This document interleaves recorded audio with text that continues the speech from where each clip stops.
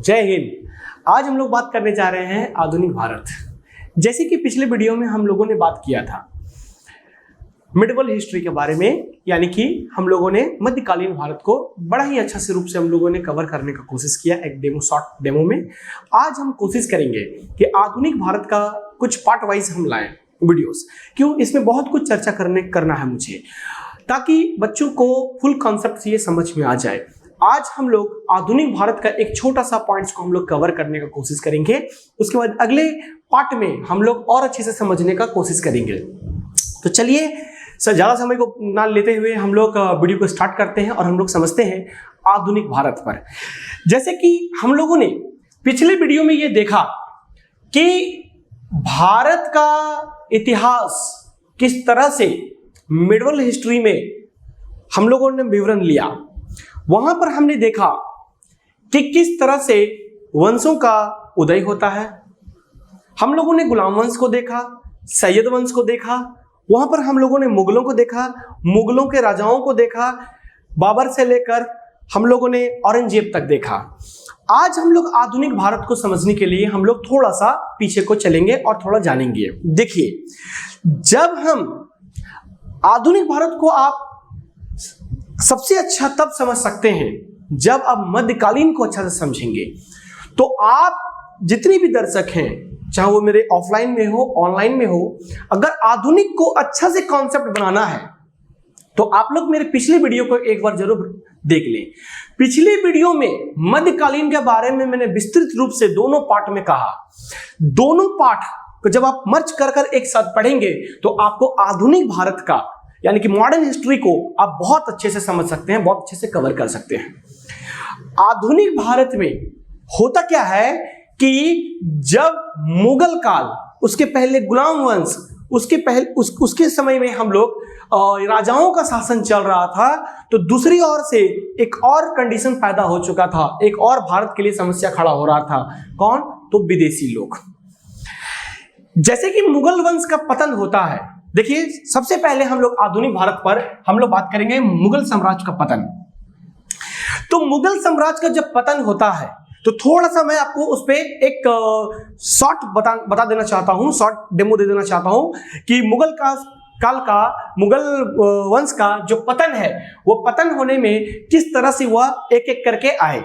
तो जैसे कि हम लोग बात करेंगे मुगल वंश में, हम लोगों ने सबसे पहले बहादुर शाह प्रथम के बारे में बात किया जब औरंगजेब की मृत्यु हो गई उसके बाद। तो औरंगजेब की मृत्यु के बाद हम लोग बहादुर शाह प्रथम के बारे में बात किए थे, जो 1707 से लेकर लगभग 1712 ईस्वी तक वह एग्जिस्ट करते हैं, वह अपना शासन करते हैं। उसके बाद हम लोग देखते हैं कि जहांदार शाह 1712 से लेकर लगभग वह 1713 तक रहते हैं। उसके बाद हम लोग आते हैं रोशन अख्तर, जिसको हम लोग मोहम्मद शाह के भी नाम से जानते हैं।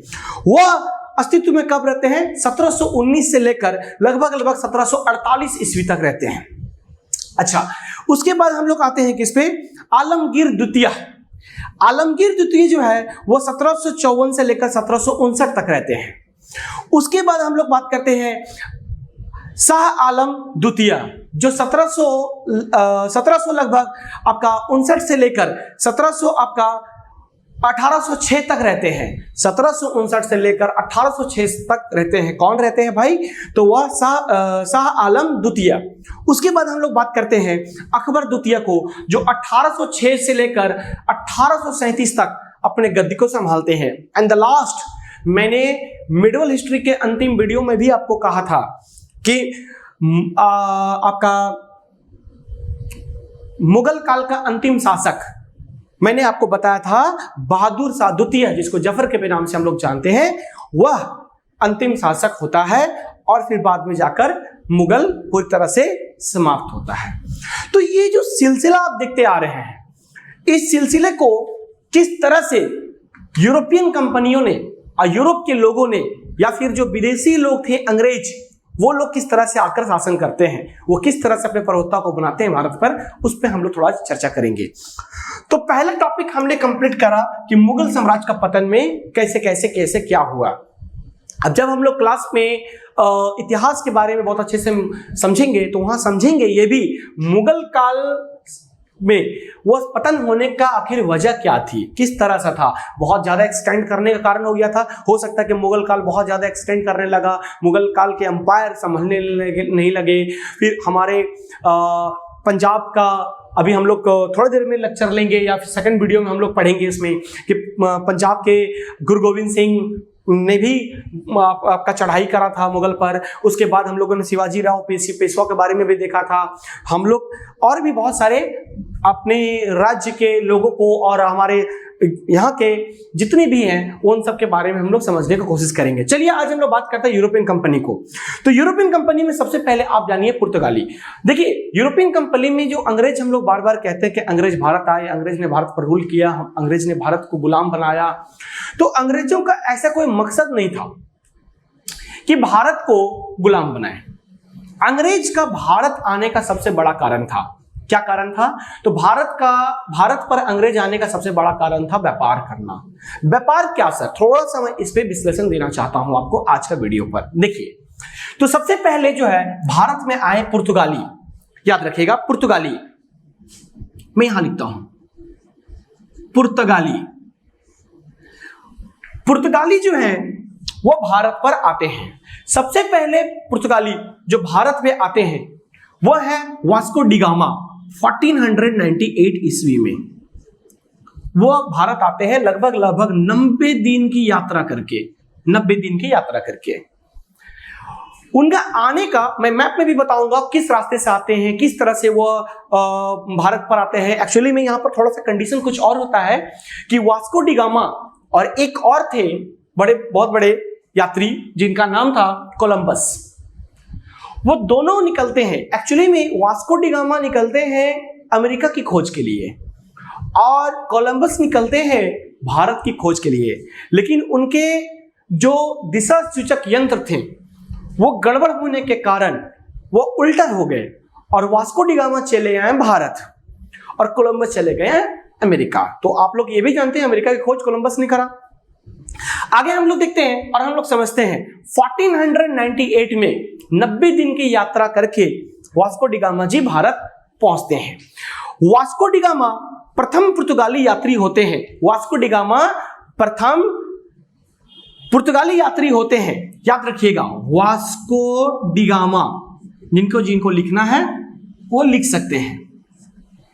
आते हैं, ये कहां आते हैं सर? तो ये 90 दिन की यात्रा पूरा करके ये आते हैं कालीकट। कालीकट ये कहां है सर? ये केरल में है। कालीकट के बंदरगाह में वो उतरते हैं और यहाँ के जो हिंदू शासक होते हैं उनका नाम होता है जमोरिन। वो भव्य स्वागत करते हैं उनको, क्योंकि हम लोग जानते हैं उनके स्वागत में कभी कम नहीं करते हम लोग हिंदुस्तानी लोग। भव्य स्वागत करते हैं वास्को डी गामा जी का। वास्को डी गामा जी ने बाद में जाकर आपका एक कंपनी डाल देते हैं हमारे भारत पर। उस कंपनी का नाम होता है आपका एस्थोतादो द इंडिया और ये कंपनी बाद में जाकर एक्सटेंड भी कर जाती है। वास्को डी गामा आप जानते हैं कि ये लोग ने अपना मेन मुख्यालय गोवा को बनाकर रखा था। जो आपको ये जानना भी चाहिए कि गोवा जो है वह भारत के आजाद होने के कई साल के बाद आजाद हुआ। गोवा का आजादी है 1961 में, यानी कि भारत की आजादी 1947 में और गोवा आजाद हुआ 1961 में। चलिए यहां तक तो बात तो ठीक था। पुर्तगालियों का प्रथम वायसराय जो यहां पर बने वह थे फ्रांसिस्को डी अल्मीडा। ये प्रथम वायसराय बने थे आपका पुर्तगाली का। पुर्तगालियों ने बड़ा अच्छा यहां पर काम भी किया था, जैसे कि तंबाकुओं का खेती, जहाज निर्माण, प्रिंटिंग प्रेस, ये सारे के सारे पुर्तगालियों का देन है हमारे देश में, जो आज भी हम लोग इन सब चीजों का लुत्फ उठाते हैं। लगभग 1515 में इन्होंने पहले प्रथम चर्च भारत में डाल दिया। और भी बहुत कुछ है हमारे यूरोपीय कंपनियों में पुर्तगाली पर बोलने पर, है ना, ये तो हम लोग क्लास के लेक्चर में देख लेंगे। आगे आते हैं, अब आते हैं हम लोग डचों पर। दूसरा जो है वो है डच भारत आते हैं। ये डच कौन थे सर? तो यही लोग हैं जिसको हम लोग हॉलैंड वासी बोलते हैं, जिसको हम लोग नीदरलैंड के नाम से जानते हैं।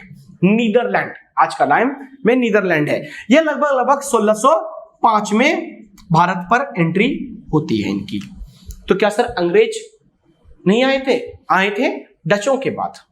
डच लोग ज्यादा दिन तक तो नहीं रह पाए थे, लेकिन इन्होंने एक फैक्ट्री डाला था मसूलीपट्टनम में। मसूलीपट्टनम कहां सर? आंध्र प्रदेश में। डचों का ज्यादा कुछ यहां पर ऐसा है नहीं कि इतिहास की इसके बताया जा सके, लेकिन क्लास में फिर भी थोड़ी बहुत लेक्चर में हम लोग इसको कवर करने की कोशिश करेंगे। इसके बाद हम लोग आते हैं अंग्रेज, जिसको आप लोग अच्छे से जानते हैं, हम लोग भी जानते हैं। अंग्रेज की अस्तित्व शुरू होती है सर 1606 में।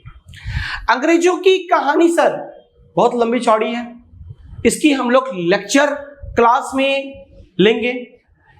अंग्रेजों का जो मेन मकसद है वो जहांगीर के काल में था सर। जहांगीर जो है वो अपनी जो उसके काल में था, वो कैप्टन हॉकिंस जो 1600 लगभग 8 ईस्वी में वो सूरत पहुंचा था सर। कैप्टन हॉकिंस लगभग 1608 में सूरत में पहुंचा। उसके बाद शाहजहां के काल में सर कंपनी को क्या स्थिति रहा? तो शाहजहां के काल में कंपनियों का जो स्थिति थी वो बंगाल का प्रथम अंग्रेज, याद रखिएगा, बंगाल का प्रथम अंग्रेज गवर्नर जो है विलियम हेजेस को बनाया गया था। याद रखिएगा, गवर्नर जनरल, यहां के जो गवर्नर थे वो, ठीक है। उसके बाद औरंगजेब के शासनकाल में अंग्रेजों का क्या स्थिति थी सर? तो ये भी हम लोग पढ़ेंगे कि यहां पर अंग्रेजों में 1668 के लगभग उस करीब में हुगली को लूटता है वो लोग, है ना, हुगली पर आक्रमण करके लूट लेता है पूरा। और भी हम लोग इसके बारे में बहुत कुछ जानने की कोशिश करेंगे। चलिए 4th नंबर में हम लोग आते हैं। अंग्रेज के बाद आते हैं डैन लोग। डैन, ये डैन कौन है सर? तो इसको डेनिस भी बोलते हैं हम लोग। डेनिस लोग भी अंग्रेज थे। ये लोग यूरोप के उत्तरी साइड से आए हुए थे। इन लोगों, ये जब आए थे तो उस समय का शासनकाल था 1616 में डेनिश लोग भारत आए। 1620 में ट्रांकोबार तमिलनाडु और 1676 में, लिखिए 1620 और 1620 में ट्रांकोबार में इन्होंने तमिलनाडु के आसपास इन्होंने कंपनी को पहले लगाया। फिर दूसरा 1676 में इन्होंने दूसरी कंपनी को लगाया, वो था श्रीरामपुर, जो आज के डेट में हम लोग बोल सकते हैं बंगाल। यहां पर अपना दूसरा फैक्ट्री लगाया। आगे बढ़ते हैं और बाद में इन्होंने 1845 के आसपास डेनिश लोगों ने अंग्रेजों को सारा कंपनियों को बेच बाच कर यहां से चले गए, ठीक है। तो डेनिस के भी लगभग कहानी यहां पर प्लेन हो जाता है। आगे बढ़ते हैं। इसके बाद जो आने वाले हैं वो है फ्रांसीसी। याद रखिएगा, फ्रांसीसी मैं कहां लिखूं? इस साइड में लिख देता हूं। फ्रांसीसी 5 नंबर में। फ्रांसीसी, जितनी भी ऑनलाइन मेरे पढ़ने वाले लोग हैं, वो स्टूडेंट्स हैं और जो भी ऑफलाइन में, वो देखिए मैं एकदम धीरे धीरे बोल रहा हूं। अगर कोई भी चीज को मैं बोर्ड पर नहीं लिख पा रहा हूं या नहीं लिख रहा हूं, ये डेमो क्लास का है, तो वो आप लोग वीडियो को पॉज करके धीरे धीरे करके उसको सुनिए और उसको नोट आउट कीजिए। क्यों मैं कह रहा हूं, उसके पीछे का कारण है। देखिए जब हम लोग क्लास करेंगे ना, लेक्चर हम लोग लेंगे, तो लेक्चर में ये बात तो आपको पता होना चाहिए ना कि सर अंग्रेज कैसे कैसे भारत आए, अंग्रेजों ने किस तरह से हम लोग पर राज करा, क्या उसका मकसद था। तो जब हम लोग डेट को कैटेगराइज करेंगे ना, वो सारे डेट को आपका पहले से, अगर जो डेमो में अभी मैं बता रहा हूं वो ये आपको अगर याद हो जाता है, तो आगे जाकर हम लोग क्लासेस में इसको एक हेल्प की तरह लेकर और आगे हम लोग डेट को सीख सकते हैं। ये जो भी मैं लिख रहा हूं ये सब लैंडमार्क डेट है, मतलब ये सब इतिहास के बड़े बड़े डेट हैं। इसके बाद भी डेट के पीछे कुछ हुआ है, इसके बाद भी कुछ होगा, तो हम लोग ये सब चीज को कवर करेंगे। आप कोई मूवी देखते हैं तो आप लोग देखते हैं ना कि पहले ट्रेलर आता है, ट्रेलर को देखकर ये आप आभास लगा लेते हैं कि ये मूवी बड़ा अच्छा होने वाला है।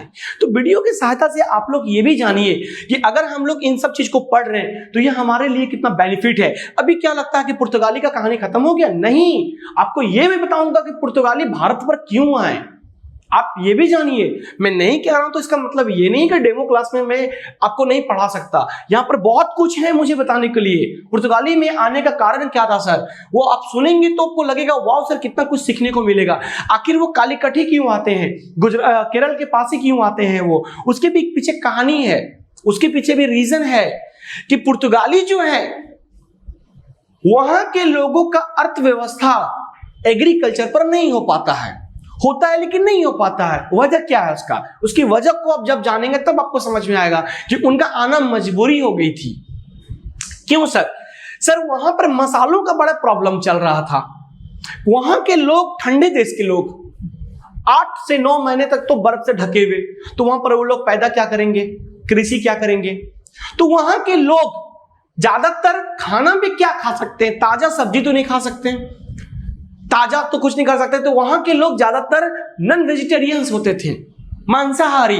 कितना मांस खाएंगे? और आप जानते हैं कि मांस भी अगर खाएंगे वहां के लोग तो किस तरह से खाएंगे, बिना मसाला को तो खा नहीं सकते हैं, उसको भी तो पकाना पड़ेगा। तो वो लोगों ने ढूंढना स्टार्ट किया और वो किसी तरह से पता चला उनको कि भारत मसालों के लिए बड़ा अच्छा है।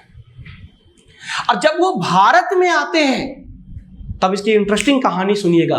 भारत में एक जगह है, ठीक है, आपका केरल के आसपास में एक पहाड़ी है जिसका नाम है नीलगिरी पहाड़ी। वहां पर गुलकी की खेती बड़ा अच्छा होती है। आपको सुनकर ताज्जुब होगा, जमोरिन ने जब वास्को डी गामा को स्वागत किया और जब वो आदर संस्कार के बाद जब वो जाने लगे तब उनको वो भेंट पर दिया मसाला। और जब वो यहां से वापस गए पुर्तगाल और उसको जब बेचा, आप बिलीव नहीं करेंगे कि उनको 14 to 15 गुना ज्यादा प्रॉफिट होने स्टार्ट हो गया। तब ये पुर्तगालियों को लगा कि क्यों ना ये बिजनेस किया जाए। कारण ये है। तो ये मैं डेमो क्लास में सिर्फ आपको डेट पढ़ा रहा हूं ताकि आपको समझ में आए एक एक करके कि हमको आगे पढ़ना क्या है। इसीलिए मैं चाहता हूं कि इसको पार्ट वाइज में मैं डिवाइड कर दूं ताकि शॉर्ट वीडियोस आपके पास आए, आप अच्छे से तैयारी करें। देखिए बच्चों, आप लोग सिर्फ और सिर्फ रेलवे एसएससी के लिए नहीं, मैं यूपीएससी तक कोशिश करूंगा कि आपका कवर हो जाए हिस्ट्री। आगे जाकर हम लोग वीडियो में और बात करेंगे कि इसका पॉलिटिकल क्या है। अभी देखिए, आप लोग इस डेट को समझिए, 1845 आ गया। इसका मतलब है कि अगर पॉलिटिकल नजर पर चलेंगे तो 1773 का रेगुलेटरी एक्ट, जो हम लोग आगे जाकर बात करेंगे, वो भी हम लोग देखेंगे। 1773 का रेगुलेटरी एक्ट पास होता है, वहां से एक्ट पास होगा, एक्ट होगा, पिटिस इंडिया होगा, बहुत तरह का आपका अधिवेशन होगा, सारा चीज को हम लोग कवर करेंगे अगले इसमें। तो कहीं ना कहीं आपका बेस ठीक करना मेरे लिए बहुत जरूरी है। ये बेस अगर ठीक हो जाता है तो आगे जाकर आपका कोई भी कॉम्पिटिटिव एग्जाम्स हो या फिर अगर कल को कॉम्पिटिटिव एग्जाम्स नहीं भी होते तो आपका नॉलेज तो होनी चाहिए ना, आपके भारत में क्या क्या घटनाएं हुई, कैसे क्या हुई, नहीं हुई, ये आपको नॉलेज होनी चाहिए। और हमने जैसे आपको पहला ही वीडियो में कहा था कि आपको प्लेलिस्ट में लगभग हर तरह का नॉलेजेबल, आपको जितनी भी बुक्स का या कॉम्पिटिटिव का है वो सबका मैं कुछ ना कुछ इंपॉर्टेंट आपका बुलेट पॉइंट्स में आपको पढ़ाऊंगा ताकि आप जो पढ़ रहे हैं उसका बेहतरीन लाभ उठा सकें, बेहतरीन रूप से आप चल सकें। तो मैं चाहता हूं कि आप लोग अपने घरों पर बैठकर विस्तार पूर्वक अपने चीजों को कंप्लीट करें और एक नॉलेज ग्रैब करें ताकि आप आने वाला समय में हायर स्टडी करें, जॉब करें, गवर्नमेंट नौकरी पर जाएं या फिर आप दैनिक जीवन में भी आप इसका लाभ उठा सकते हैं। नॉलेज की जरूरत हर किसी को होनी चाहिए, हर किसी को। सर जिद्दी बनना सीखिए, जिद्दी हर कोई नहीं बन पाता है। जो जिद्दी बनता है सर वो दुनिया जीतता है सर, याद रखिएगा। जो जिद्दी बनता है वो दुनिया जीतता है। सिकंदर ने भी जिद्दी बना था, आपको पहले वीडियो में देखा था, मैंने उसमें कहा था सिकंदर हो तुम सिकंदर, सिकंदर कभी हालात के आगे मजबूर नहीं होते। 100 दरिया गिरते हैं समुद्र पर समुद्र कभी दरिया में नहीं गिरते। तो that is the main things that we have to focus on our study. Whatever I am just teaching you, you have to note down and recall and revise yourself. आगे बढ़ते हैं हम लोग इसमें और हम लोग बातें करते हैं डेनिस फ्रांसीसियों के बारे में। आई होप सो कि हम लोग बातें कर रहे थे। चलिए, तो फ्रांसीसियों के बारे में हम लोग बात करते हैं। अगला जो है फ्रांसीसी, हम लोग भारत पर आते हैं। फ्रांसीसी के जो फ्रांसीसियों के बारे में जानने से पहले थोड़ा फ्रांस के बारे में आप जान जाइए, क्योंकि फ्रांसीसी वो लोग हैं। फ्रांस में जब ये फ्रांसीसी भारत आए तो फ्रांस के उन दिनों वहां के जो आपका सम्राट थे लुई 14वां, लुई 14th, याद रखिएगा, लुई 14th, लुई 14वां का शासनकाल चल रहा था। लुई 14वां के एक मंत्री थे कोलबर्ट, कोलबर्ट मैं लिख देना चाहता हूं, कोलबर्ट, कोलबर्ट, जो लगभग 1664 में 1664 ईस्वी में वह फ्रेंच ईस्ट इंडिया कंपनी की स्थापना करता है, फ्रेंच ईस्ट इंडिया कंपनी की स्थापना करता है। इसी के बाद हम लोग पढ़ते हैं आंग्लीय, है ना, फ्रांसीसी संघर्ष, या फ्रांसीसियों ने अंग्रेजों से बहुत संघर्ष करना पड़ा उसे, तो जिस संघर्ष को ही हम लोग कहते हैं आंग्ल फ्रांसीसी संघर्ष। अंग्रेज और फ्रांसीसियों के बीच में कर्नाटक पर युद्ध होता है। इस युद्ध को कर्नाटक युद्ध भी कहा जाता है। इसके बाद हम लोग कर्नाटक का प्रथम युद्ध जानते हैं जो 1746 में शुरू होता है और 1748 तक चलता है। कर्नाटक का प्रथम युद्ध, कर्नाटक 1746 से लेकर लगभग 48 ईस्वी तक यह युद्ध चलता है। उसके बाद कर्नाटक का दूसरा युद्ध होता है सर, जो पौंडीचेरी में है। ये कर्नाटक का दूसरा युद्ध 1749, मैं बार बार 1400 क्यों बोल रहा हूं, 1749 में ये शुरू होता है और ये 1754 में लगभग ये खत्म होता है। ये कर्नाटक का दूसरा युद्ध, प्रथम युद्ध मैं ऐसे लिख दे रहा हूं, और कर्नाटक का सेकंड युद्ध आपका 1449 से लेकर 1454 तक चलता है। कर्नाटक का तीसरा युद्ध, कर्नाटक का तीसरा युद्ध 1756 से लेकर 63 तक, 1756 से लेकर लमसम आपका चलता है 63 तक, 63 ईसा पूर्व तक। ये पेरिस की संधि इसको कहा जाता है, पेरिस की संधि। इसके बारे में हम लोग और भी जानेंगे, ठीक है। अब हम लोग अगले वीडियो में इसके बारे में बात करेंगे आगे। तब तक के लिए जय हिंद।